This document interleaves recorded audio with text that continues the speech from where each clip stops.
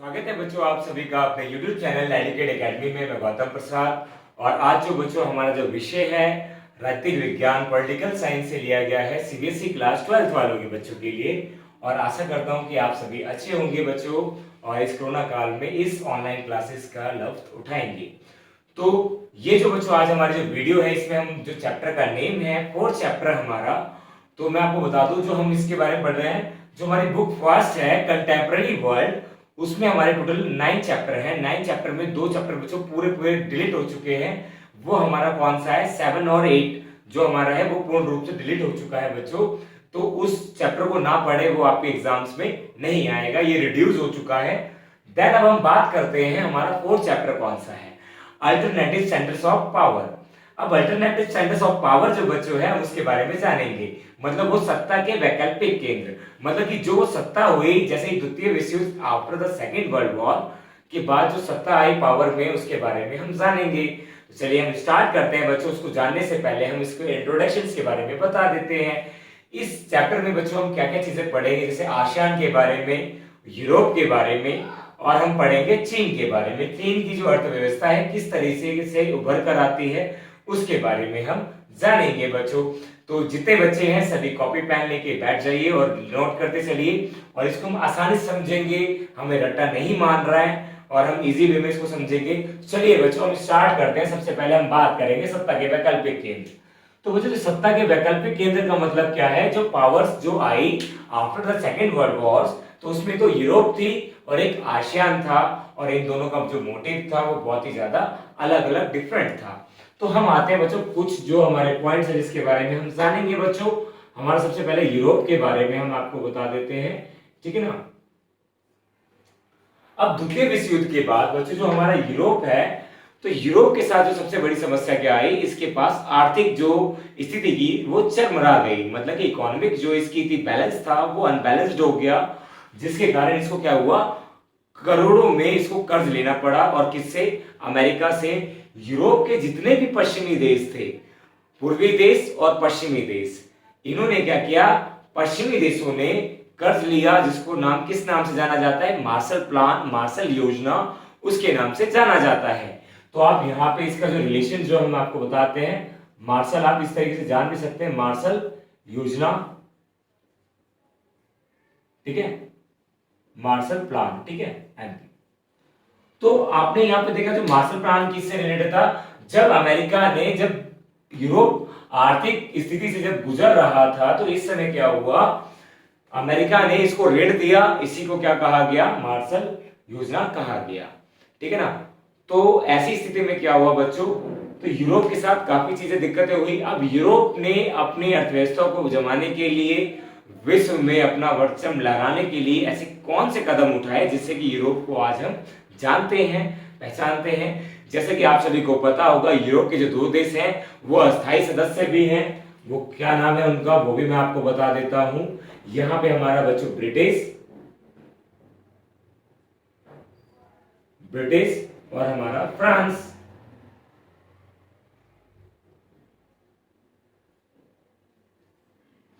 तो ये क्या है, सुरक्षा परिषद के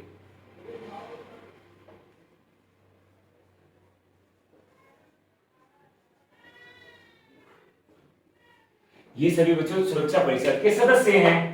तो हम इसको ये भी कहते हैं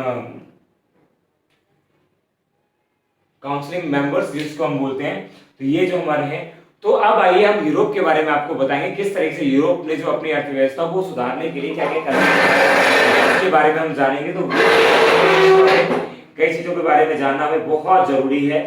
अब यूरोपीय संघ द्वितीय विश्व युद्ध के बाद बच्चों क्या हुआ, यूरोप की अर्थव्यवस्था का पुनर्गठन में सहयोग किया किसने, अमेरिका ने। तो अमेरिका ने इसको कई ऋण दिया जिसके नाम से इसको मार्शल प्लान के नाम से जाना जाता है।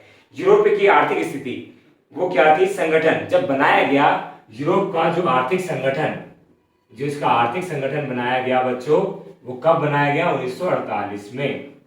तो यूरोप की अर्थव्यवस्था धीरे धीरे इन्होंने क्या किया, अपना झंडा बनाया, अपनी मुद्रा बनाई, और इन्होंने क्या किया, अपना राष्ट्रगान बनाया। तो इस तरीके से इसकी जो स्थिति है आर्थिक स्थिति वो उभर कर आई और यूरोप एक पूरे विश्व में सन 2005 में बच्चों विश्व की सबसे बड़ी अर्थव्यवस्था बनकर उभरता है। 2005 में बच्चों क्या होता है, विश्व की सबसे बड़ी अर्थव्यवस्था, सबसे बड़ी अर्थव्यवस्था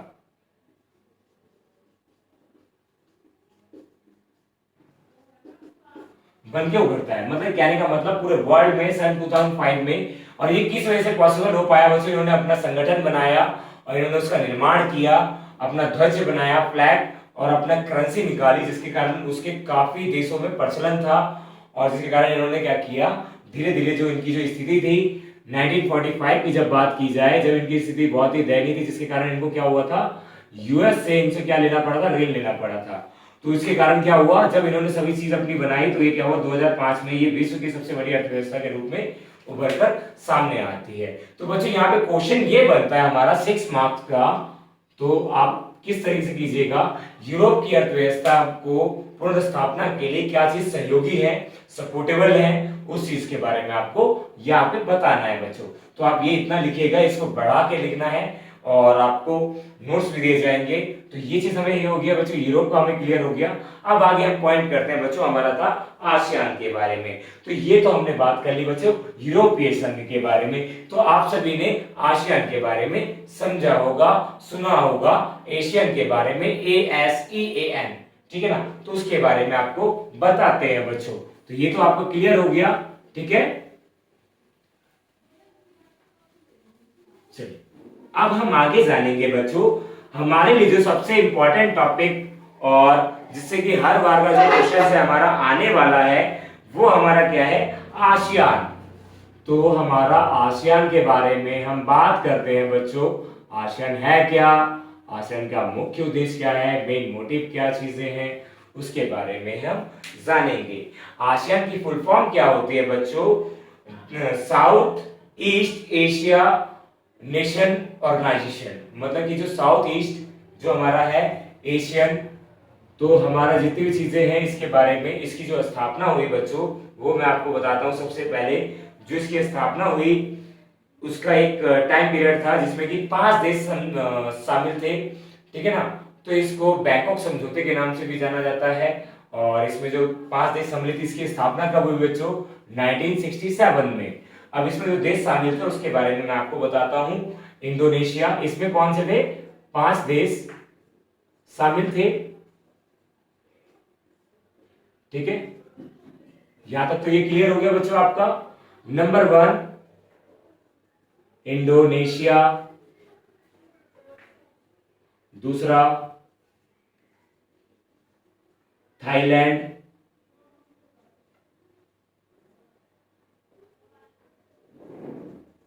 सिंगापुर,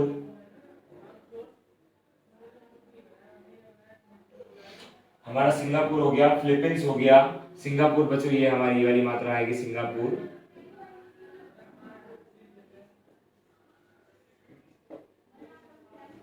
फिलीपींस।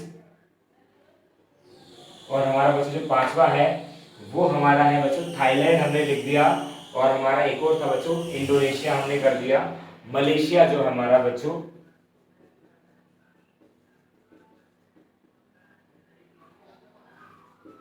मलेशिया। तो बच्चों आसियान का मुख्य उद्देश्य क्या था, आर्थिक विकास को तेजी से बढ़ाना और विश्व में परचम को लहराना। इस तरीके से क्या हुआ, इन देशों के बीच समझौते हुए और जिसके कारण जितने भी जो आयात और निर्यात हुआ इन देशों के बीच में द्विपक्षीय समझौते हुए, इनकी वजह से कंबोडिया के युद्ध को भी रोका गया, विराम दिया गया। तो आसियान कहीं ना कहीं एक ऐसा संगठन था, दक्षिण पूर्व एशियाई संधि संगठन था, जिसमें कि यह चीज बनाई गई। और इसका मुख्य उद्देश्य क्या था बच्चों, मैंने आपको बताया, आर्थिक, सामाजिक एवं सांस्कृतिक जितने भी था इसको विकास करना, इसको विकास लेके जाना। इसका एक आसियान 220 विजन भी था, जो कि ये पूरे विश्व में अपना परचम लहराए। और आज भारत भी क्या कर रही है, इसके हिस्से में आना चाह रही है, और वो है भी। तो आसियान की शैली क्या थी बच्चों, 1994 में क्या हुआ, आसियान ने क्षेत्रीय मंच पर स्थापना की। इन्होंने 1994 में क्या हुआ बच्चों, इसकी स्थापना हुई क्षेत्रीय मंच पर। और मैंने आपको इसका उद्देश्य बता दिया आसियान का। इसमें 5 देश शामिल थे। इसकी स्थापना 1967 में हुई, ये चीज बता दिया। 2020 का इनका विजन क्या था, आर्थिक सामाजिक इन सभी चीजों को तेजी से लेकर जाना। अब भारत और सिंगापुर, जो आसियान के दो देश हैं, भारत, सिंगापुर और थाईलैंड। सिंगापुर और थाईलैंड के साथ भारत का क्या हुआ है, द्विपक्षीय समझौते हुए हैं। तो ये भारत के लिए बहुत बड़ा प्लस पॉइंट है, ठीक है ना। तो इसमें क्या आसियान का मुख्य, जैसे मैंने आपको बताया था, तो ये द्वितीय विश्व युद्ध के बाद कुछ ऐसे संगठन है, केंद्र हैं, जो कि उभर कर आए थे। एक हमने यूरोप के बारे में जाना, अब हम जो दूसरी चीजों के बारे में पढ़ रहे हैं वो हमारा है आसियान। तो आई होप कि बच्चों ये समझ में आया होगा। इससे भी हमारा क्वेश्चन बनता है 4 मार्क्स का, तो नेवर फॉरगेट, और इसको याद रखें आप सभी। अब आगे आते हैं बच्चों हम चीनी अर्थव्यवस्था का उत्थान के बारे में, ठीक है।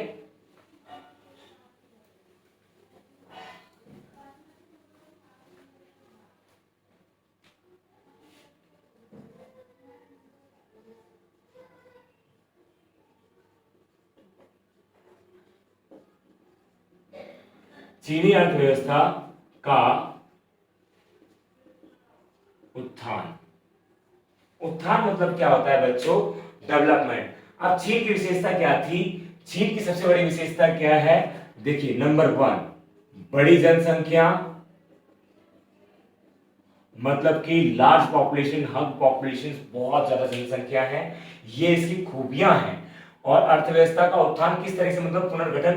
पहले क्या होता था, इसके ऊपर सारी जगहों पर जितने भी जो कार्य क्षेत्र हैं उस पे कितना होता था, सरकार का नियंत्रण होता था। धीरे धीरे ये चीज परिवर्तन होकर वो क्या हो गया, उन्होंने निजीकरण कर दिया खेतों का, और अमेरिका जैसी प्रणालियों का सोचा इन्होंने, और जितने भी जो प्रति व्यक्ति आय तय की, खेती का निजीकरण कर दिया गया, और इन्होंने खुले व्यापार की नीति को अपनाया और सेज को अपनाया, जिसके कारण जो इनकी अर्थव्यवस्था का पुनर्स्थापना हो पाई। और यही बात बता दूं मैं आज आपको कि पूरे विश्व में जो आज चाइना इतना डेवलप्ड है, वो उसी की वजह है कि उन्होंने क्या किया था, 1978 में ओपन व्यापार की, खुले व्यापार की नीति चालू की थी। तो संसाधन क्षेत्र, इसमें राजनीतिक प्रभाव थे। 1949 में क्रांति और सोवियत मॉडल को अपनाया। इन्होंने क्या किया, 1949 में सोवियत मॉडल को अपनाया। तीसरा बच्चों इसमें क्या था, सबसे बड़ा प्लस पॉइंट हमारा, हम बात करते हैं 1973 में प्रधानमंत्री जो थे आधुनिकीकरण का क्या किया इन्होंने, 1973 में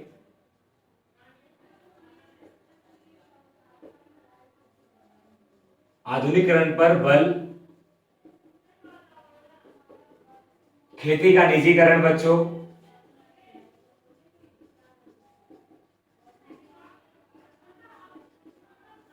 प्राइवेटाइजेशन कर दिया। और इसने क्या किया, 1978 में क्या किया बच्चों, एफटीए। यदि किसी बच्चों को लिखना है तो वो लिख सकते हैं, खुले व्यापार की नीति इसी को बोलते हैं। और ये हमारे इन्होंने स्टार्ट किया चीन ने, जिसकी वजह से इसकी अर्थव्यवस्था में पुनः स्थापना हुई। और इन्होंने क्या किया, आर्थिक क्षेत्र में एक चीज और की इन्होंने, क्या किया इन्होंने, सेज, स्पेशल इकोनॉमिक जोन, आर्थिक क्षेत्र को बढ़ावा देने के लिए इन्होंने एक चीज और स्टार्ट किया, जिसका नाम क्या था, सेज। ठीक है, इस तरह से इन्होंने कार्य किया, जिसके कारण क्या हुआ, इनकी अर्थव्यवस्था क्या हो गई, डेवलप होकर वो और ऊपर चरम सीमा तक पहुंच गई। और आज विश्व की सबसे बड़ी अर्थव्यवस्था में ये जानी मानी जाती है। और कोरोना काल में तो इसका हाहा और वाहवाही हो चुकी है। तो आप सभी जान सकते हैं इन सभी के बारे में और पढ़ भी सकते हैं। तो ये तो हो गई बात हमारी चीजों की, इसके बारे में हमने जान लिया। और इसके कारण बच्चों क्या हुआ, इसकी जो जितनी भी चीजें हैं, बेरोजगारी खत्म हो गई, वहां पे लोगों को रोजगार मिला। और आधुनिक जैसे ही आया तो उन्होंने क्या किया, बल्क में सामान बनाना शुरू कर दिया, जिसकी वजह से खुले व्यापार की नीति की वजह से क्या हुआ बच्चों, पूरे विश्व में आज सामान का आयात और निर्यात जो हो रहा है पूरे विश्व में होता रहा है। और वो चीज आप जानते भी हैं। ठीक है, तो अब आते हैं भारत और चीन के बारे में। तो बच्चों हमारा क्या है, जैसे कि हमें पता है कि जब हम दो देशों के बीच में, जब दो देश होते हैं उसके आपस में लड़ाई झगड़े होते रहते हैं। ठीक है, उसी प्रकार से क्या होता है बच्चों, चीन और भारत में भी लड़ाइयां कई प्रकार की ऐसी हैं जो समानता हमें देखने को मिलती है दिन प्रतिदिन, और कई दिनों के बाद चलती ही रहती है। ऐसा नहीं होता कि वहां पे नहीं चले और ना हो, तो हमेशा चलती ही रही है। तो भारत और चीन के बारे में, भारत और चीन के संबंध, ठीक है, भारत और चीन के संबंध। तो जैसे कि हमें पता है पश्चिमी साम्राज्य में यूरोपीय और एशियाई महाशक्ति था, मतलब एशिया जो चीन था, भारत और चीन एशिया की महाशक्ति थी, मतलब कि एशिया की सबसे बड़ी महाशक्ति कौन थी, यही थी, क्योंकि लार्ज पॉपुलेशन, बड़ी जनसंख्या इन दोनों देशों की है और आप जानते भी हैं, लेकिन इसके कारण भी दोनों के कारण काफी खटपट रहती है। 1950 में चीन ने क्या किया, भारत के अरुणाचल प्रदेश में घुसपैठी की और वो आना चाहते थे, तिब्बत को अपने कब्जे में करना चाहते थे, लेकिन दोनों के बीच समझौता हुआ। 1954 में एक समझौता हुआ जिसका नाम क्या था, पंचशील, याद रखिएगा बच्चों, ये जरूर पूछता है, पंचशील एग्रीमेंट, पंचशील समझौता, ये आपसे पूछेगा ही पूछेगा। तो पंचशील जो समझौता है बच्चों, उस चीज को याद रखिएगा आप सभी। ये रहा बच्चों पंचशील समझौता, ठीक है, दिख रहा है आप सभी को, कोई डाउट तो मुझे जरूर बताइएगा। तो इसके बाद क्या हुआ बच्चों, एक भारत और चीन के बीच में बहुत बड़ा महायुद्ध हुआ 1962 में, और जो कि आप जानते भी हो, जिसमें क्या हुआ, भारत की बहुत बड़ी हार हुई और भारत के लाखों सैनिक मारे गए उस युद्ध में। और 1976 में फिर क्या हुआ, कूटनीतिक संबंध ना हुए। 1976 में क्या हुआ, फिर दोबारा से कूटनीतिक संबंध इन दोनों के बीच में हुए।